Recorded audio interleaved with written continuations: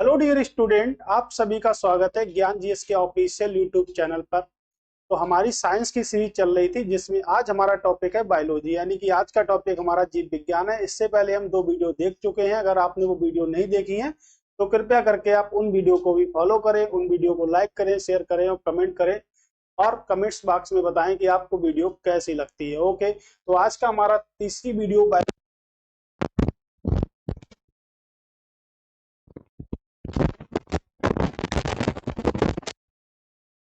कि निम्न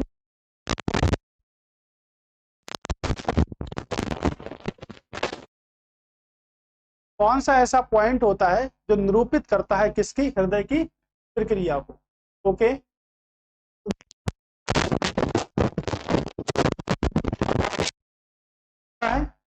इकोकार्डियोग्राम करता है, स्टेटोस्कोप करता है, लिपिड प्रोफाइल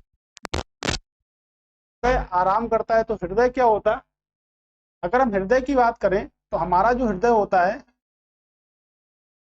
वो 1 मिनट में कितनी बार धड़कता है? आपके 72 बार, 72 बार धड़कता है। नवजात शिशु का जब जन्म होता है तो कुछ ज्यादा हो जाता है इससे। अगर हम हृदय की बात करेंगे तो हृदय का जो हमारे वजन होता है वो कितना होता है? आपके 300 ग्राम। तो 300 ग्राम जो हमारा होता है हृदय का वेट होता है। हृदय के अध्ययन को हम क्या कहते हैं? तो हृदय के हम अध्ययन को कहते हैं कार्डियोलॉजी। देखिएगा, बायोलॉजी में अगर हम लॉजी लिखते हैं तो इसका मतलब हुआ आपका सीधा सा कि इसके अध्ययन की बात करते हैं। लेकिन अगर हम कार्डियोलॉजिस्ट की बात करें तो इसके विशेषज्ञ की बात करते हैं, उसको हम बोलते हैं कार्डियोलॉजिस्ट के नाम से उसको हम जानते हैं। एक प्रश्न बहुत ही फेमस बनता है कि क्या हृदय कभी आराम करता है? तो हृदय बिल्कुल आराम करता है, दो धड़कनों के बीच में आराम करता है। कब आराम करता है? दो धड़कनों के बीच आराम करता है हृदय, राइट। क्रिया को सही रूप से कौन सा नियंत्रित करता है? तो देखिएगा, इकोकार्डियोग्राम जो है वो सही रूप से नियंत्रित करता है, लेकिन जब हृदय आराम करता है तो उसकी गतिविधियों को जो नियंत्रित करता है उसको हम कहते हैं इलेक्ट्रोकार्डियोग्राम। तो ये क्या करता है? एक गतिविधियों को नियंत्रित करता है। आराम के समय जो भी गतिविधियां होती हैं उसको क्या करता है? नियंत्रित करता है इलेक्ट्रोकार्डियोग्राम। और सही रूप से कौन नियंत्रित करता है? तो आपका सही रूप से जो होगा इको कार्डियोग्राम जो है वो सही रूप से नियंत्रित करता है। अगर विश्व हृदय दिवस की बात करेंगे तो विश्व हृदय दिवस हम 29 सितंबर को मनाते हैं। तो हृदय होता है मनुष्य का, उसमें कितने कक्ष होते हैं? आपके 4 कक्ष होते हैं। मछली की अगर बात करेंगे तो मछली में कितने कक्ष होते हैं? 2 कक्ष होते हैं। और उसके बाद अगर हम उभयचर और सरीसृप की बात करेंगे तो सरीसृप में कितने कक्ष होते हैं? तो सरीसृप में होते हैं आपके 3 कक्ष। ओके, याद रखिएगा। इससे क्या हुआ कि मानव के हृदय में जो कक्ष की संख्या होती है वो 4 होती है, मछली में 2 होती है, उभयचर और सरीसृप जो होते हैं उसमें जो हृदय की संख्या होती है वो 3 हमारे होती है। तो इसका सही आंसर क्या हुआ? आपका इको कार्डियोग्राम हमारा सही आंसर हुआ। वेट देख लीजिए, कितने ग्राम वेट होता है? 300 ग्राम का हमारा दिल होता है। ओके, कितने ग्राम का दिल होता है हमारा? 300 ग्राम का दिल होता है हमारा। ओके, यानी कि जिसको हम हृदय के नाम से भी जानते हैं।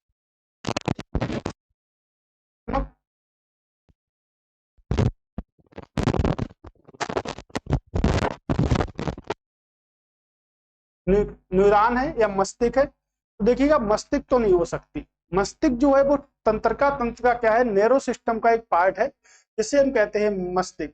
मस्तिष्क की अगर हम बात करेंगे तो मस्तिष्क का जो ओवरऑल जो वेट होता है वो स्त्रियों में जो होता है वो आपका 1350 ग्राम होता है।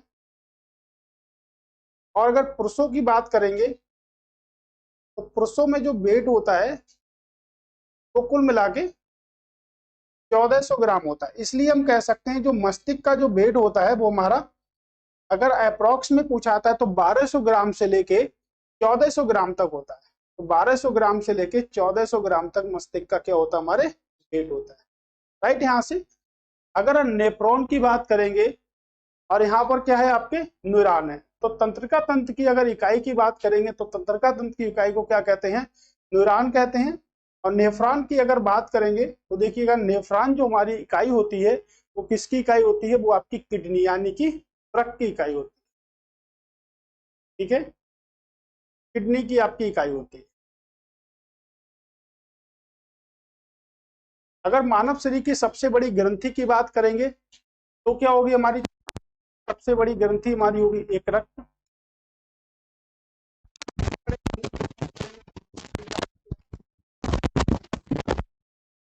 दूसरी सबसे बड़ी ग्रंथि की बात करेंगे तो उसको हम क्या बोलते हैं, पैनक्रियाज, जिसे हम बोलते हैं अग्नाशय। राइट, ये मानव शरीर की दूसरी सबसे बड़ी ग्रंथि है। और सबसे बड़ा जो मानव शरीर का जो अंग है उसे हम क्या कहते हैं, तो उसको हम कहते हैं आपके त्वचा, यानी कि उसको हम कहते हैं स्किन। राइट, तो उसको कहते हैं हम स्किन। ओके, तो मानव मस्तिष्क का हमने वेट देखा।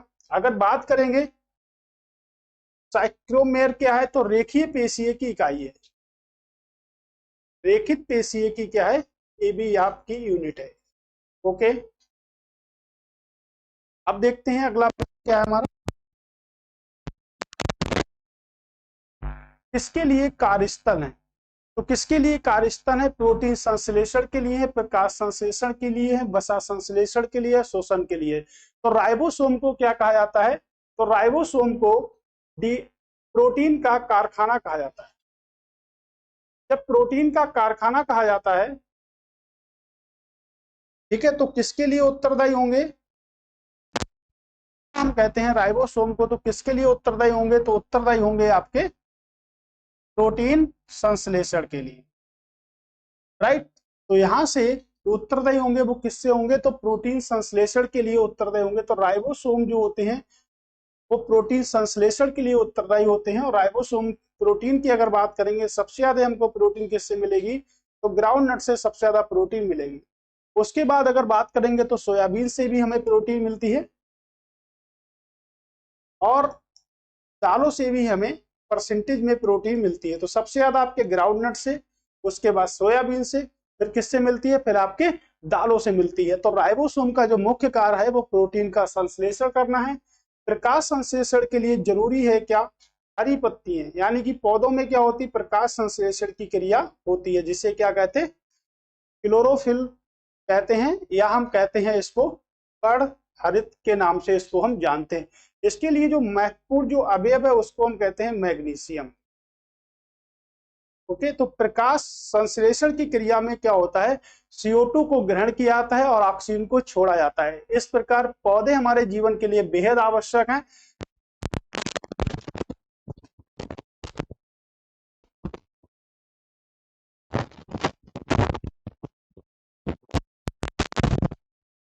कौन सा है, तो CO2 को छोड़ता है। ठीक है, तो हर व्यक्ति को पौधा लगाना चाहिए, क्योंकि पौधे क्या होते हैं, कार्बन डाइऑक्साइड को ग्रहण करते हैं, ऑक्सीजन को छोड़ते हैं। मनुष्य ऑक्सीजन को ग्रहण करता है, कार्बन डाइऑक्साइड को छोड़ता है। ठीक है, तो प्रकाश संश्लेषण की क्रिया जो निर्भर करती है वो किस पे निर्भर करती है, आपके क्लोरोफिल, यानी कि पौधों की पत्तियों में जो हरा रंग होता है वो किसके कारण होता है, तो वो आपके मैग्नीशियम के कारण होता है।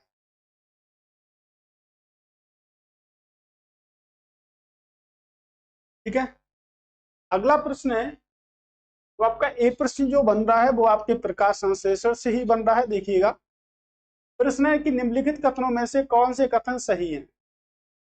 तो सही कथन की बात करी जा रही है। ओके, कह रहे हैं पादप सूर्य के प्रकाश से प्राप्त ऊर्जा को कार्बोहाइड्रेट के रूप में संग्रहित भोजन में परिवर्तित करते हैं। नंबर 2, पौधों पादपों में पर्णहरित होता है, अभी मैंने आपको बताया। पादप कोशिकाओं में कोशिका भित्ति नहीं होती है। पूछ रहा है केवल एक सही, एक दो। अगर हम बात करें दो चीजों की, एक तो पादप की बात करें और एक अगर हम मानव जीवन की बात कर लें, जैसे मनुष्यों की बात कर लें।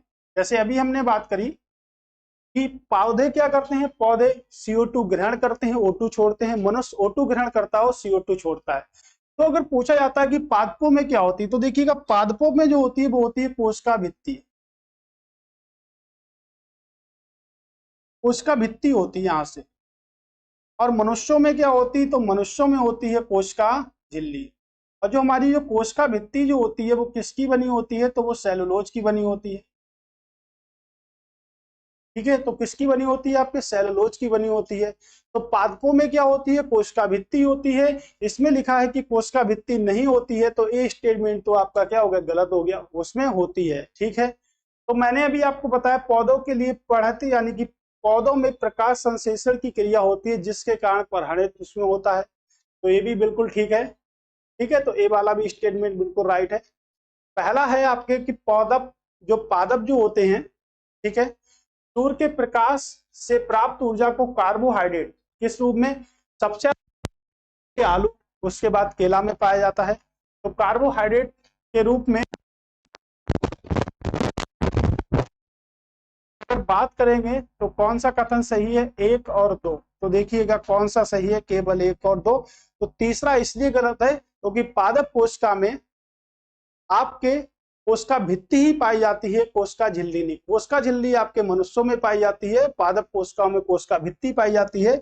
तो किसकी बनी होती है, सेलुलोज की बनी होती है। सेलुलोज क्या है, तो सेलुलोज भी एक प्रकार का प्रोटीन है। कोशिका के अध्ययन की अगर बात करेंगे तो कोशिका के अध्ययन को कहते हैं साइटोलॉजी। साइटोलॉजी कोशिका के अध्ययन को कहते हैं। ठीक है, तो मनुष्य के शरीर में असंख्य कोशिकाएं हैं, यानी कि जीवों के शरीर में असंख्य कोशिकाएं होती हैं। ओके, चलिए अगला प्रश्न है कि कौन सा जीव त्वचा से सांस लेता है, सांप, केचुआ, बंदर या मनुष्य। मनुष्य जो होता है वो फेफड़ों से सांस लेता है। ठीक है, तो त्वचा से सांस जो लेता है वो कौन सा है, आपका केचुआ। तो केचुआ क्या होता है, किसान का मित्र भी होता है, किसान का मित्र होता है। और केचुआ को एनालिड की जाति में रखा गया है, एनालिडा प्राणी की जाति में रखा गया है केचुआ को। तो इस प्राणी के जो भी जीव जंतु होते हैं वो किससे सांस लेते हैं, वो त्वचा से सांस लेते हैं। और अभी मैंने आपको बताया कि मानव शरीर का सबसे बड़ा अंग क्या है, तो त्वचा। तो आपका केचुआ जो है वो द्विलिंगी आपका प्राणी है और किससे सांस लेता है, आपके त्वचा से सांस लेता है। Okay, right. अगर बात करें कि मनुष्य किससे सांस लेगा, तो मनुष्य तो आपके फेफड़ों से ही सांस लेगा। तो जो व्हेल मछली आपकी होती है वो भी किससे सांस लेती है, जैसे मछलियां जो होती हैं वो सांस लेती हैं किससे, तो मछलियां जो सांस लेती हैं वो गलफड़ों से सांस लेती हैं। किससे सांस लेती हैं, गलफड़ों में, गलफड़े से। तो किससे सबसे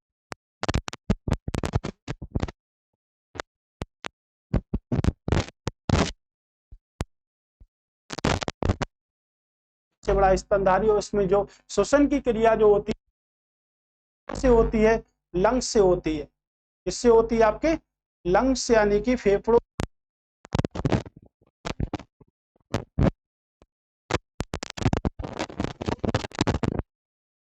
पाई जाती हैं।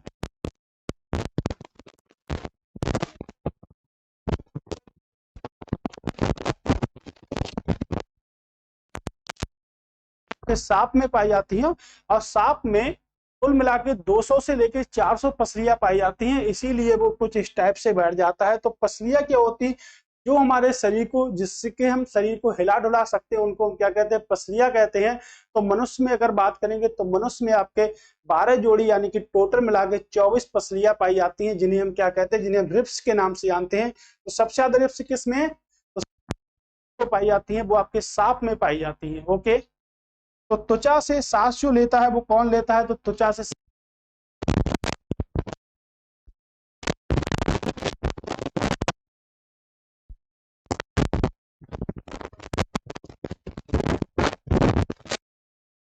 के पाचन में क्या है, आपके महत्वपूर्ण भूमिका निभाता है, सहयोगी है। तो वसा का पाचन करने के लिए एक एंजाइम सहयोगी है जिसे हम कहते हैं लाइपेज। क्या कहते हैं, लाइपेज। तो जिसमें जिसमें लाइपेज नामक एंजाइम पाया जाएगा, भाई आपके क्या होंगे, इसका आंसर होगा अग्नाशयी रस या लार। लार यानी कि स्लेबरी आपके ये तो होता नहीं। हाइड्रोक्लोरिक अम्ल क्या होता है, पेट में आपके बनता है, यानी कि जब गैस एसिडिटी जब हमें बनती है तो HCl का निर्माण होता है। पित्र से अग्नाशयी रस, लार या हाइड्रोक्लोरिक अम्ल। तो क्लोरिक अम्ल तो नहीं होगा, अग्नाशयी रस हो सकता है, लेकिन साथ में लार नहीं होगा। तो क्या होगा, आपके पित्तरस और अग्नाशयी रस। मैंने आपको बताया कि अग्नाशय जो है मानव शरीर की दूसरी सबसे बड़ी ग्रंथि है। मानव शरीर की दूसरी सबसे बड़ी ग्रंथि है। अग्नाशयी रस जो इकट्ठा होता है वो कहाँ पर होता है, आपके लीवर में होता है। तो एक रक्त में एक प्रोटीन होती है जिसे हम कहते हैं हेपेरिन। तो हेपेरिन प्रोटीन का जो निर्माण होता है वो कहां पर होता है, आपके लीवर में होता है हेपेरिन प्रोटीन। ओके, और आपका पित्तरस जो होता है इसका निर्माण भी आपके हेपेरिन प्रोटीन के द्वारा ही होता है। ठीक है, तो इसका जो सही आंसर होगा आपका अग्नाशयी रस यानी कि पैनक्रियाज। ओके, अगला कि ये जंतु में गलफड़े नहीं होते, तो किसमें गलफड़े नहीं होते, अभी मैंने आप जो हमारी व्हेल होती है इसमें गलफड़ों से सांसें नहीं लेती है, किससे लेती है, फेफड़ों से सांसें लेती है, और पृथ्वी पर या समुद्र में सबसे बड़ा स्तनधारी है आपका। ओके, अभी मैंने आपको बताया कोशिका में समानता दिखाता है, तो कौन सा एक अंग है जो प्रोकैरियोटिक कोशिकाओं में समानता दिखाता है। तो देखिएगा, कोशिका के अध्ययन को अभी मैंने आपको बताया क्या कहते हैं, साइटोलॉजी कहते हैं। साइटोलॉजी, तो मनुष्य के शरीर में असंख्य कोशिकाएं हैं, यानी कि जीवों के शरीर में असंख्य कोशिकाएं होती हैं। माइटोकॉन्ड्रिया क्या कहते हैं, पावर हाउस के नाम से जानते हैं। इस नाम से जानते हैं, तो पावर हाउस के नाम से जानते हैं माइटोकॉन्ड्रिया को। विस्तार में हम पढ़ेंगे माइटोकॉन्ड्रिया को। क्लोरोप्लास्ट ये भी होता है, तो अगर दोनों ऑप्शन है तो आपके दोनों ही ऑप्शन राइट होंगे। ठीक है, तो प्रोकैरियोटिक कोशिकाएं जो होती है उसमें दोनों आपके होते हैं, क्लोरोप्लास्ट भी होता है और आपके माइटोकॉन्ड्रिया भी होती है, इसे पावर हाउस के नाम से जाना जाता है। मैंने आपको अभी शुरुआत से ही बताया था, जो कोशिका भित्ति जो बनी होती है वो किसकी बनी होती है, सेलुलोज की बनी होती है, ना तो आपके कार्बोहाइड्रेट की होती, लिपिड और लाइपोप्रोटीन। तो सेलुलोज क्या है, एक प्रकार का प्रोटीन है, और पृथ्वी पर सबसे बड़ा आपका स्थल स्थूल अणु है। तो सबसे अधिक मात्रा में पाया जाने वाला पृथ्वी पर स्थल अणु है वो आपका क्या है, सेलुलोज है। ओके, तो सेलुलोज यानी कोशिका भित्ति होती है, कोशिका झिल्ली होती है। कोशिका भित्ति किस में पाई जाती है, तो कोशिका भित्ति आपके पादपों में पाई जाती है, और कोशिका झिल्ली की अगर बात करेंगे तो कोशिका झिल्ली किसमें, जीवों यानी कि मनुष्यों में पाई जाती है कोशिका झिल्ली। और आपके अगर बात करेंगे कोशिका भित्ति किस में पाई जाती है, पादपों में। आप एक रीजन और याद कर सकते हैं जिसमें प्रकाश संश्लेषण की क्रिया होती है, पौधे। ठीक है, तो पौधे क्या होते हैं, सपोषी होते हैं। मनुष्य क्या होते हैं, परपोषी होते हैं। मनुष्य दूसरे लोगों पर निर्भर होते हैं, पौधे अपना भोजन स्वयं बनाते हैं। तो जो अपना भोजन स्वयं बनाते हैं उसमें क्या होती है, उसमें कोशिका भित्ति होती है, और जो अपना भोजन स्वयं नहीं बनाते उसका झिल्ली होती है, मेम्ब्रेन बोलते हैं। कोशिका भित्ति को हम बोल सकते हैं सेल वॉल। ठीक है,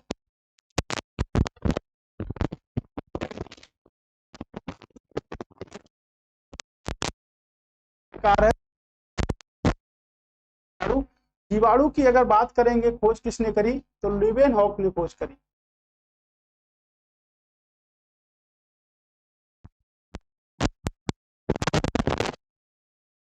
अगर जीवाणु और कवक की बात करेंगे, कवक के अध्ययन को क्या कहते हैं, एक आपका होता है शैवाल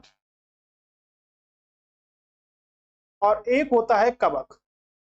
कवक को हम इंग्लिश में बोलते हैं फंगी। क्या बोलते हैं इसको, फंगी बोलते हैं, और इसको क्या बोलते हैं, इसको एल्गी बोलते हैं।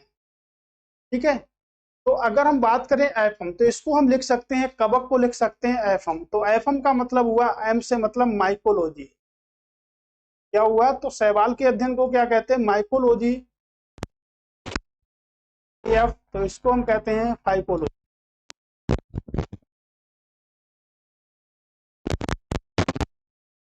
तो इसको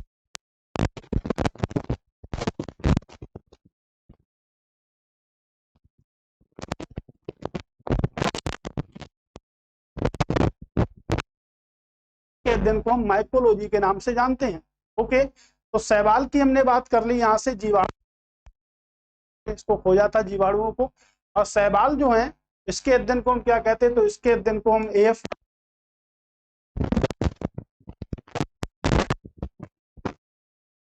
तो उसमें शैवाल और कवक तीनों आते हैं। तो हमारा राइट आंसर क्या होगा, तो राइट आंसर हमारा ये होगा, यानी कि उद्योगों में इन्हीं का प्रयोग किया जाता है। तो जीवाणु को हम बैक्टीरिया के नाम से भी जानते हैं, ल्यूवेनहॉक ने इसकी खोज करी थी।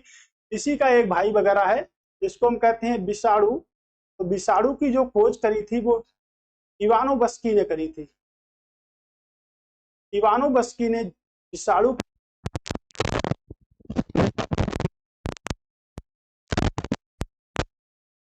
प्रोटोजुआ से होता है तो ज्यादा हमको खतरनाक नहीं होता। तो आपके लाइफ में जो सबसे खतरनाक जो चीज होती है वो आपके क्या होती है, आपके विषाणु। ये बहुत ही घातक प्रकार के होते हैं। ओके, तो उद्योगों में आपके तीनों के आंसर राइट होंगे।